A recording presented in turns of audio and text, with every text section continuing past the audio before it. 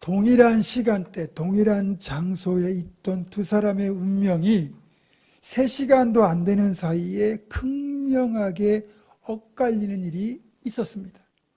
지금으로부터 2000년 전 이스라엘 예루살렘 골고다 언덕 위에서 그 일이 있었습니다. 예수님이 십자가에 달리실 때 예수님 양편에 2개의 십자가가 더 세워져 있었고 그곳에 2명의 사형수가 못 박혀 있었습니다.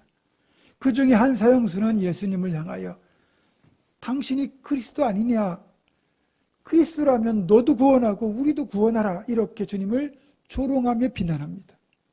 그런데 다른 사형수는 그런 조롱과 비난을 하는 사형수를 향하여 너는 하나님이 두렵지 않느냐? 우리는 죽을 죄를 지어서 이런 벌을 받는 것이 마땅하지만 이분은 그럴 일을 하지 않으신 분이다. 아무런 죄가 없으신 분이다. 그렇게 그 사람을 꾸짖는 동시에 예수님을 향하여 주님, 당신의 나라에 임하실 때 나를 기억해 주십시오. 이렇게 정중하게 부탁합니다. 결과적으로 주님을 조롱하고 비난했던 그 강도는 죽음과 함께 지옥에 던져졌습니다. 반면에 주님을 향하여 당신의 나라에 임할 때 나를 기억해달라고 정중하게 부탁했던 이 사형수는 주님으로부터 네가 오늘 나와 함께 낙원에 있으리라 라는 구원의 약속과 함께 결국 천국의 축복이 주어졌습니다. 이렇게 두 사람의 운명을 극명히 가른 그 짧은 시간, 그 짧은 순간 한 사람은 주님을 멸시했고 한 사람은 주님을 존중했던 그 차이가 이런 결정적인 차이를 만들어낸 겁니다. 하나님을 존중하느냐 멸시하느냐, 주님을 존중하느냐 멸시하느냐가 결국 하나님, 주님이 우리를 대하시는 방식을 결정한다는 거죠. 그러면 그 결과 우리의 삶이 달라지고 영원까지 좌우되게 되는 거죠. 늘 말씀드리지만 우리가 하나님을 존중하면 하나님이 우리를 존중해 주시고 우리가 하나님을 멸시하면 그분도 우리를 멸시한다는 사실을 결코 잊어서는 안 됩니다. 오늘 본문을 보면 마치 십자가 달리신 주님 곁에 있던 2명의 사형수가 어떻게 주님을 대했느냐에 따라 가지고 그들의 운명이 달라진 것처럼 이스라엘의 2 성읍이 등장하거든요. 근데 이들이 하나님의 언약궤를 어떤 태도로 대했느냐, 그것에 따라서 재앙과 축복이 갈리게 됩니다. 오늘 본문에 보면 벳세메스라고 하는 성읍과 기럇 여아림이라고 하는 성읍이 등장하게 되는데, 벳세메스 성읍에 사는 사람들은 하나님의 언약궤를 자기들의 호기심을 채우는 수단으로 보았습니다. 반면에 기럇 여아림 사람들은 하나님의 언약궤를 경외함으로 대했습니다. 그것이 2 성읍에 각각 재앙과 축복을 가져다주는 결과를 가져갔죠. 벳세메스 사람들의 태도를 보면 블레셋에서 언약궤가 돌아온 것은 기뻐했습니다. 그런데 그 기쁨도 잠시, 블레셋 사람들과 다를 바 없는 죄를 이들이 짓고 말았다는 거예요. 왜냐하면 언약궤는 하나님의 임재의 상징으로 본 것이 아니라 자기들의 호기심의 대상으로 본 거예요. 언약궤 안에 과연 누가 들어있을까 궁금했던 이들은 호기심을 이기지 못하고 그만 언약궤의 덮개를 열고 말았습니다. 여러분, 언약궤 안에 뭐가 들어있는지 아십니까? 성경의 기록대로 하면 3가지가 들어있어요. 출애굽과 관련된 기념품 3가지가 들어있는데 히브리서 9장 4절에 그 사실을 기록하고 있습니다. 지성소에는 금향로와 사면을 금으로 싼 언약궤가 있고 그 안에 만나를 담은 금 항아리와 아론의 쌍난 지팡이와 언약의 돌판들이 있고, 그러니까 언약궤 안에는 40년 동안 하나님께서 광야에서 내려주셔서 먹었던 그 만나를 금 항아리에 담아서 언약궤 안에 넣도록 하셨거든요. 그러니까 만나를 담은 금 항아리가 있고, 그리고 이제 모세와 아론을 질투했던 사람들에게 하나님이 모세와 아론과 함께 하신다는 증표로 아론의 지팡이, 잘라서 말라버린 그 나무에 싹이 나게 하셨거든요. 그래서 아론의 쌍난 지팡이가 언약궤 안에 들어가고, 마지막으로 하나님께서 새겨주셨던 그 십계명이 새겨진 2 돌판이 언약궤 안에 들어있었습니다. 이게 이제 우리도 이렇게 기록을 통해서 알고 있지만 이스라엘 백성들도 그 사실을 전승으로 들어서 알고 있을 겁니다. 그런데 정말 그 말대로 언약궤 안에 이 세 가지가 들어있는지 궁금한 거예요. 정말 들어있을까? 그러면서 호기심에 언약궤 덮개를 열고 만 거죠. 결코 들여다보아서는 안 될 그런 언약궤를 이들은 들여다본 겁니다. 물론 궁금했을 겁니다. 저 같아도 언약궤 안에 이게 들어있는지 궁금할 거예요. 그러나 궁금하다고 해서 모든 것이 다 허락되는 건 아닙니다. 그렇죠? 특히 하나님의 언약궤는 더더욱 그렇습니다. 절대로 궁금해도 하지 말아야 될 것이 있거든요. 하지만 벳세메스 사람들은 호기심이 발동하여 결국 언약궤를 들여다보았고 그것이 이들에게 재앙을 가져오고 말았습니다. 그 호기심의 대가가 뭐였느냐? 바로 죽음이었습니다. 무려 70명이나 되는 사람들이 언약궤를 들여다보고는 그만 하나님의 치심을 받아 죽고 말았습니다. 오늘 본문에 괄호 안에 5만 70명 되어 있잖아요. 이렇게 5만하고 괄호 되어 있잖아요. 그 당시 벳세메스의 인구가 1000명이 안 됩니다. 크지 않은 성읍이에요. 그런데 5만 명이 넘게 죽을 수는 없고요. 아마 성경을 옮겨 적는 필사 과정에서 오류가 있지 않았나 그렇게 추측을 합니다. 어쨌든 이 작은 마을에서 70명이 죽었다면 그건 크나큰 재앙이죠. 하나님의 임재의 상징, 그 복된 언약궤를 자기 마을에 모셔놓고도 그것을 복의 통로로 만들지 못하고 오히려 재앙을 받게 되는 것, 이렇게 화를 당한 것은 참으로 미련한 짓이라고 밖에는 할 수 없습니다. 왜 이런 일이 일어난 걸까요? 이들은 언약궤를 통하여 역사하신 하나님에 대한 호기심이 아니라, 그런 관심이 아니라 그 안에 들어있는 물건들에 대한 호기심, 그 물건들에 어떤 능력이 있기에 그런 역사가 나타나는 것일까 하는 지극히 말초적인 호기심이었다는 겁니다. 물론 우리는 하나님에 대한 호기심은 가져야 됩니다. 그러나 그 호기심은 단지 우리의 지적 욕망을 채우기 위한 호기심이 아니라 우리가 하나님을 더 바르게 예배하기 위하여, 그분을 더 사랑하기 위하여, 그분을 더 바르게 섬기기 위하여, 그래서 하나님을 알아야 되니까 하나님을 더 알기 위한 호기심, 관심이 되어야지 그냥 나의 욕망을 충족시키기 위한 대상으로 하나님을 호기심으로 대하면 안 된다는 거죠. 하나님은 경외의 대상이지 결코 호기심 충족의 대상이 아니라는 겁니다. 언약궤는 바로 그 사실을 잘 보여줍니다. 언약궤는 하나님의 임재의 상징이기에 경외와 존경의 대상으로 바라보아야지 그걸 호기심 충족의 대상으로 보아서는 안 된다는 겁니다.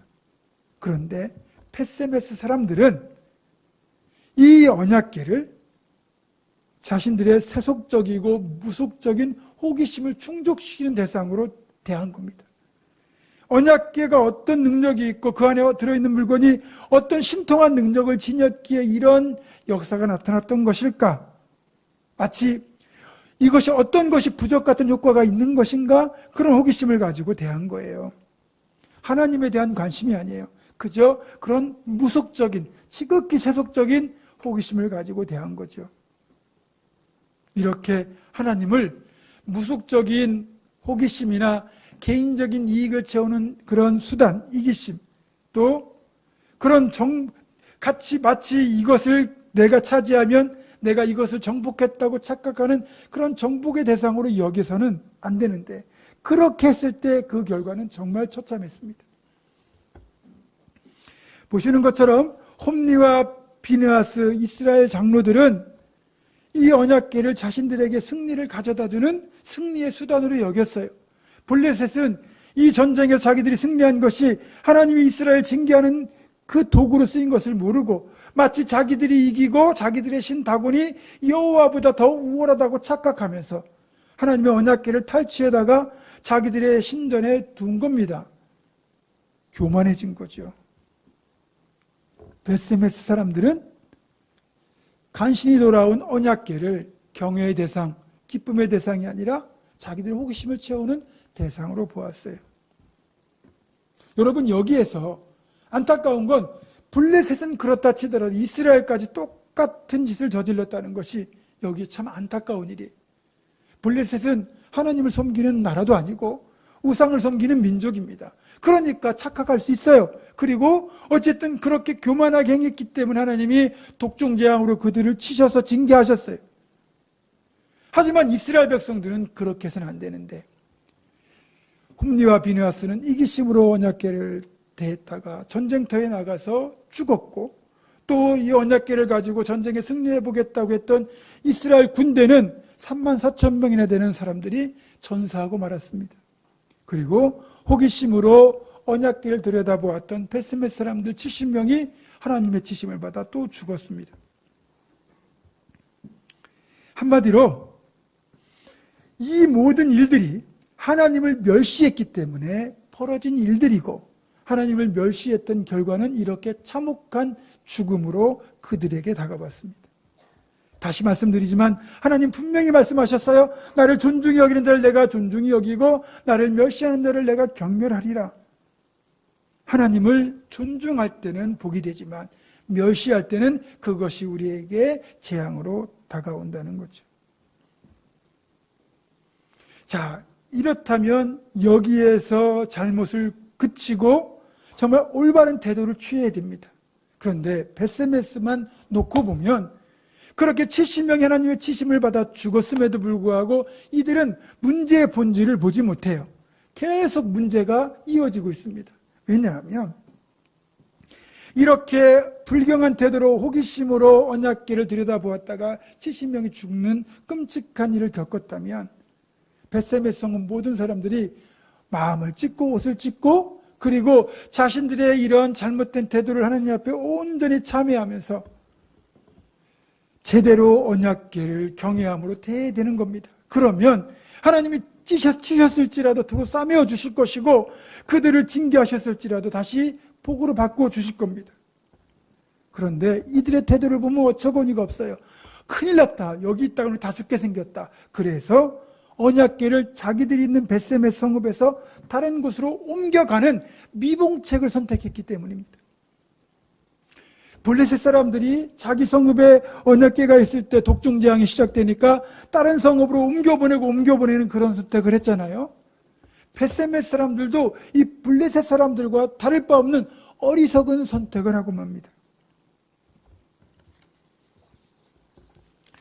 이런 일들은 종종 일어납니다.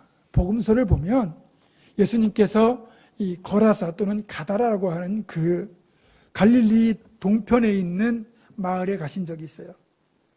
그곳에는 군대 귀신 들렸던 사람이 이 두 팔과 두 발에 쇠고랑이 채워진 채 무덤 사이에 거주하고 있었거든요. 여기서 군대 귀신이라고 하는 이 군대가 헬라어로 레기온인데, 레기온은 그 당시 로마 군단 6,000명 규모의 군단을 의미하는 단어거든요. 그러니까 한 사람 몸속에 수천 마리의 귀신이 들어가 있는 거예요. 그럼 얼마나 힘이 세겠습니까? 그래서 여러 사람이 달려들어도 이 귀신 들린 사람을 제압하기 어려워요.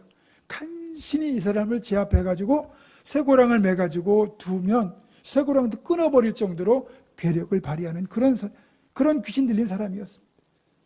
그러면 이 사람의 삶은 얼마나 비참하겠습니까? 근데 주님이 이제 그곳에 가셔서 그 사람을 보시고 그 사람에게서 이 귀신을 내쫓아 주셨습니다. 그때 귀신들이 자기들이 이 사람에게 나오면서 저기 보이는 돼지떼에게도 들어가게 해달라고 주님에게 얘기를 하고, 그렇게 하라고 주님이 허락하셨을 때 귀신들이 돼지떼로 들어갔는데, 돼지떼들이 갑자기 몸에 귀신이 들어오니까 그 갈릴리 바다로 돼지들이 전부 끼어내달아 익사해 죽는 겁니다. 그리고 이 소문이 거라사 지방을 포함하여 갈릴리 주변에 다 소문이 납니다. 자, 이런 일이 생겼을 때 보통 우리가 보여야 될 반응은 무엇일까요?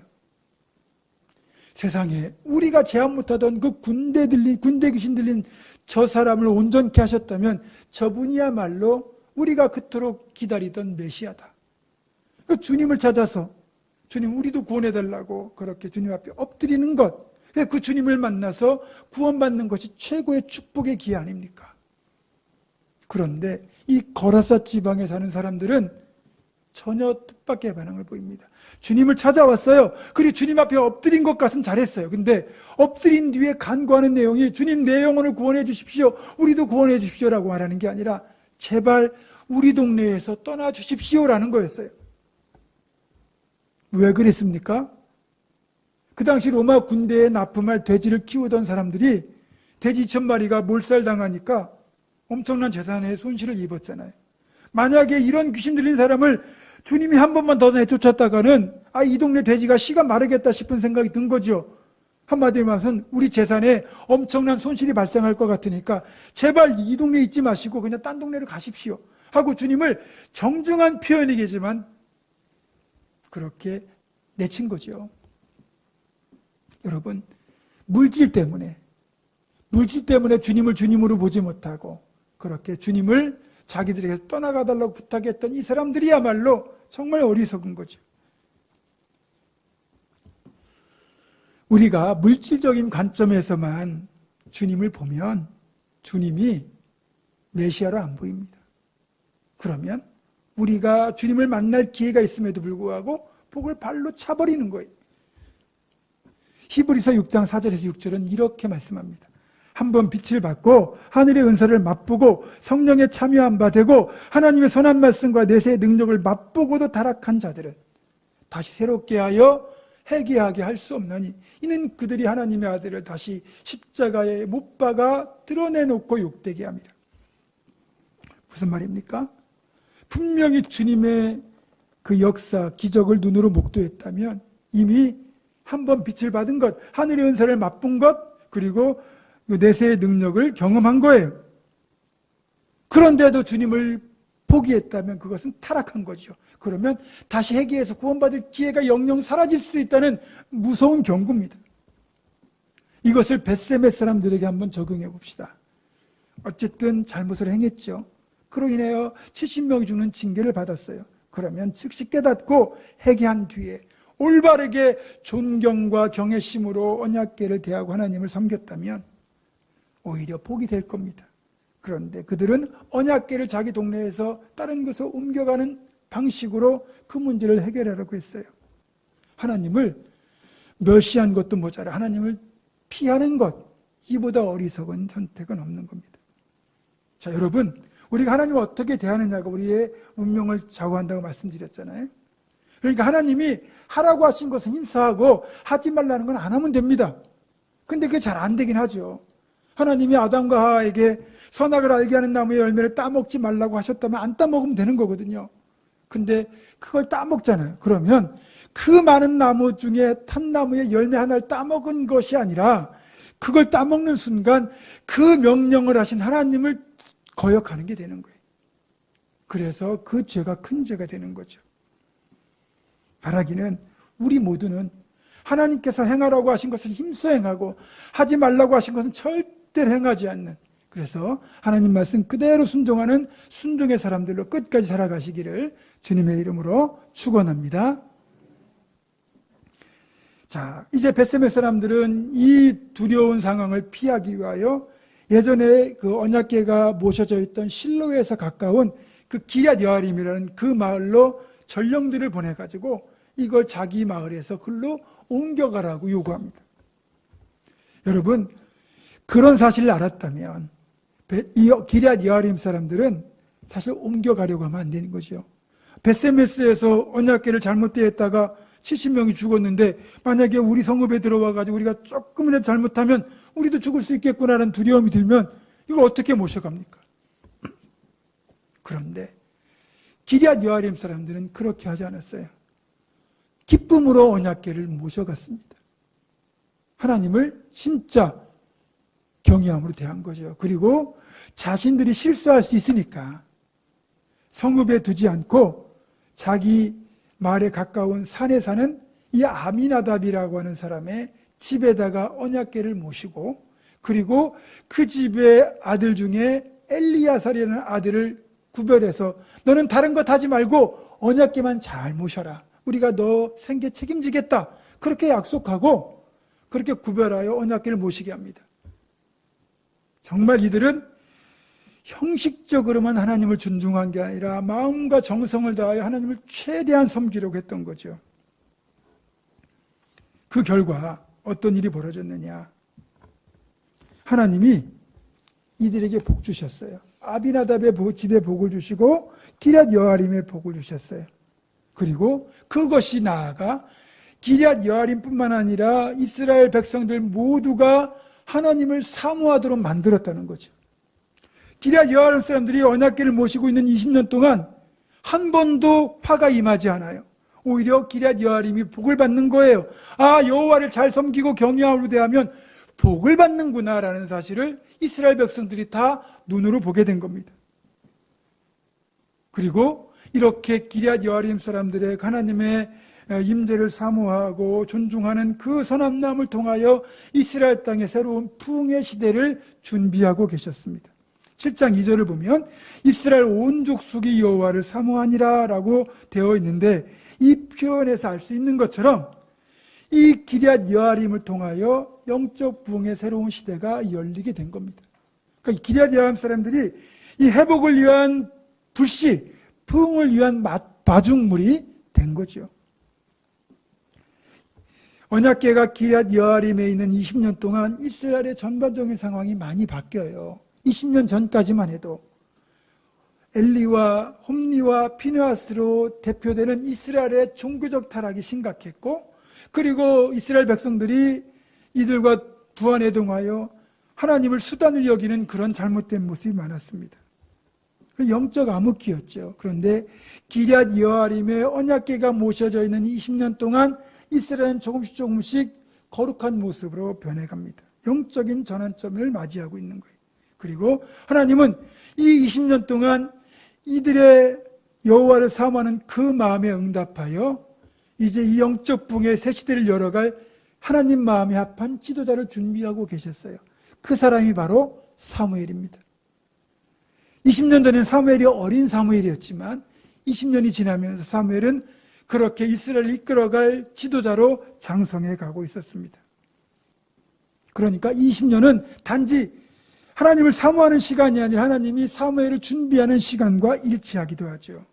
그래서 저는 오늘 본문 그 7장 2절의 끝부분 여호와를 사모하니라는 이 표현이 정말 마음에 들어요. 한때는 하나님을 멀리 떠났던 이스라엘 백성들이 이제는 다시 하나님을 사랑하고 사모하게 되었다는 뜻이잖아요.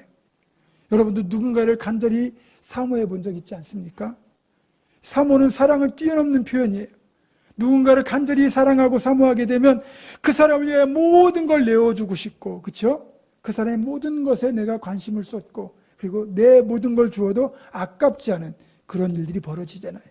그러니까 이스라엘 백성들이 여호와를 사모하게 되었다는 것은 진정으로 하나님을 존중하며 사랑하게 되었다는 뜻입니다.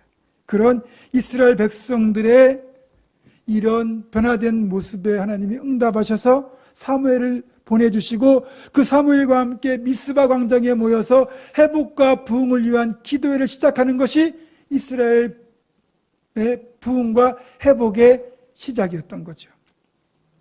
여러분, 부흥의 불길이 타오르려면 반드시 발화점을 통과해야 됩니다. 발화점이 뭐예요? 불이 붙는 출발점이잖아요. 그러면 불이 붙으려면 이게 일정 온도가 되어야만, 거기 도달해야만 불이 붙잖아요.